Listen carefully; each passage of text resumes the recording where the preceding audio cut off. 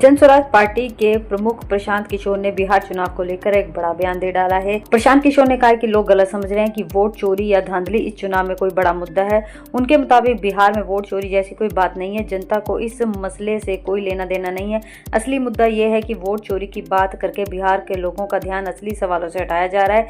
जनता को इस बहाने हाईजैक किया जा रहा है। प्रशांत किशोर ने साफ कहा है कि इस बार चुनाव में युवाओं और प्रवासी मजदूरों का रोल निर्णायक रहेगा। उन्होंने ये भी कहा कि लाखों प्रवासी मजदूर अपने खर्च पर सिर्फ वोट डालने के लिए बिहार लौट रहे हैं। प्रशांत किशोर के मुताबिक पहले बीजेपी ने प्लान बनाया था कि ट्रेन से प्रवासी मजदूरों को लाया जाएगा ताकि वोटिंग बढ़े, लेकिन जब उन्हें रिपोर्ट मिली कि ये मजदूर एनडीए को वोट नहीं कर रहे हैं तो ट्रेनों को नहीं चलाया गया। प्रशांत किशोर ने प्रधानमंत्री मोदी पर भी निशाना साधा और कहा है कि प्रधानमंत्री के पास अब जनता को बताने के लिए कुछ नया नहीं है। प्रधानमंत्री अब सिर्फ आरजेडी का डर दिखाकर वोट मांग रहे हैं। डर दिखाने की राजनीति अब नहीं चलेगी। बिहार की जनता बदलाव चाहती है और वह बदलाव तय है।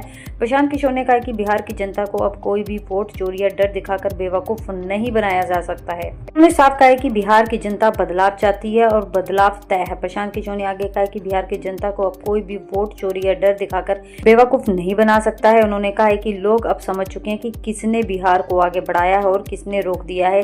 इस बार जनता का मूड साफ है। बिहार बदलेगा और ये बदलाव रुकने वाला नहीं है। आपको बता दें, प्रशांत किशोर का साफ कहना है कि बिहार की जनता अब किसी के बहकावे में आने वाली नहीं है। वह सिर्फ विकास को देकर ही वोट करेगी। अब वह विकास की राजनीति चाहती है। कोई भी दल कितना भी दबाव डाले, लेकिन बिहार की जनता अब बदल चुकी है। अब वो ये जनता पहले वाली जनता नहीं रही है। युवा अपने वोट का महत्व समझते हैं, इसलिए बिहार में ताबड़तोड़ मतदान हो रहे हैं।